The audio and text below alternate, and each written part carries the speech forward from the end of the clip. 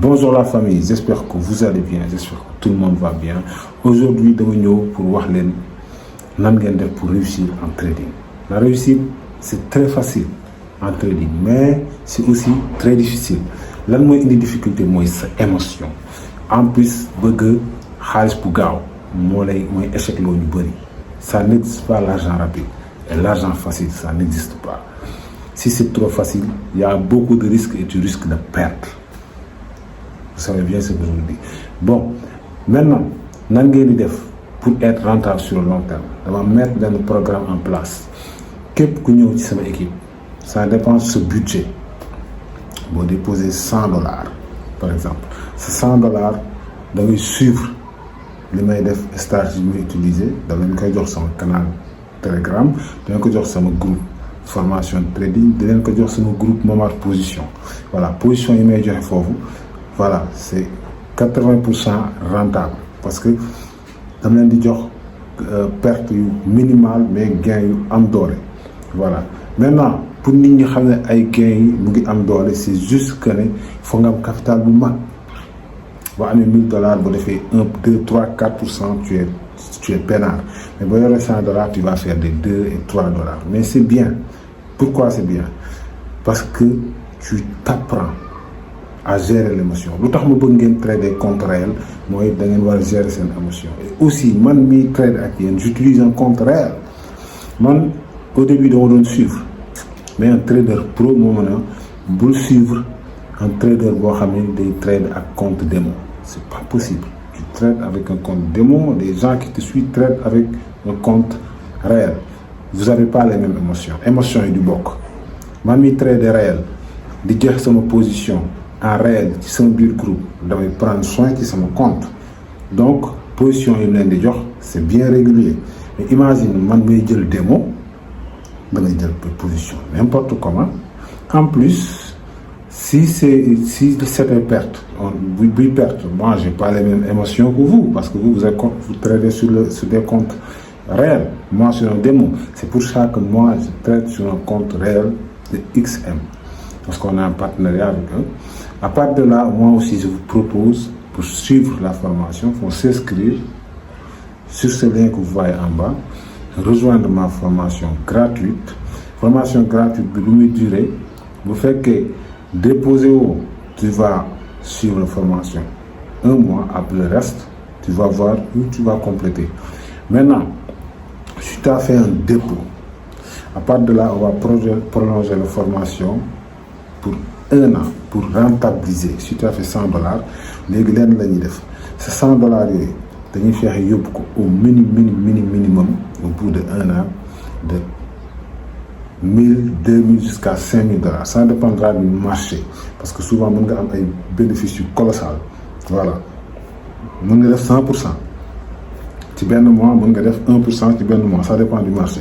Maintenant ce qu'il faut savoir c'est quelque chose. Maintenant si vous ngeen déposer $100, à part ngeen déposer $100 da ngeen koy def compte épargne di ci trader di def ay gain ak un lot de 0,01. Maintenant gain yi ngeen ci def c'est très bien, il faut pas le retirer comme ñu leen wax. Le neexee ngeen tester retirer parce que les retraits ne durent pas avec les banques. Les retraits ne durent pas 2 ou 3 jours, mais avec les Perfect Money, Orange Money, les retraits durent que plus de 20 minutes. Voilà, moi je retire les grosses sommes, je vais utiliser ma carte, et les petites sommes je vais utiliser Orange Money et tout ça. Voilà, maintenant le fait que dans votre compte de trading vous tradez dans les bourses, vous gagnez $5, 6 avec un montant de $100.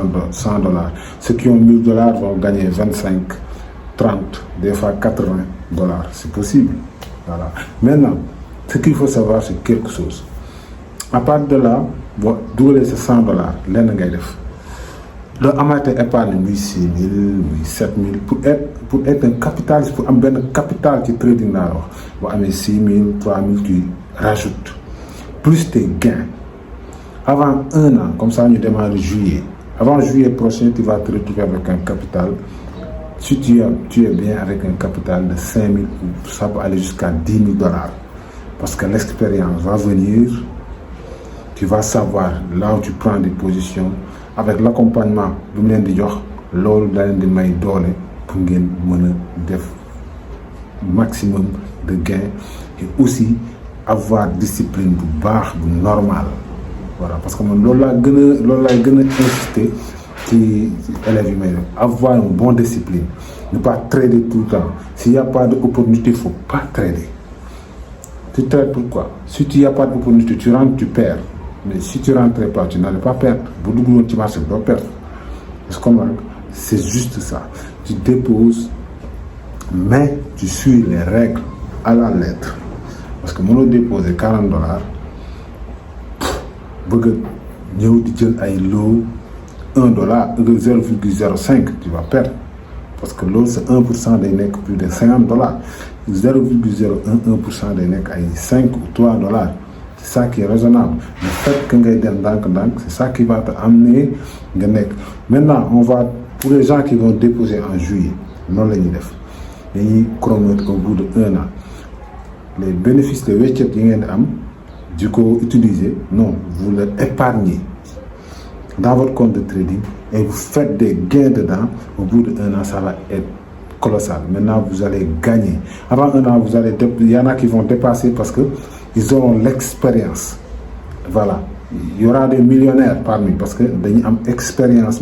En plus, ils savent qu'est-ce que c'est carrément le trading et tout ça. Voilà. Là, pour ça, mes conseils, campagne c'est prêt. On va le faire avec tous les élèves que j'ai pour nous démarrer la campagne avec un dépôt de $100. Voilà, formation sera gratuite avec accompagnement.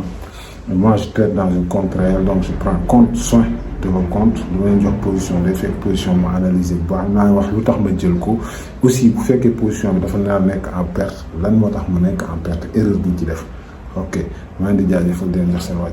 merci.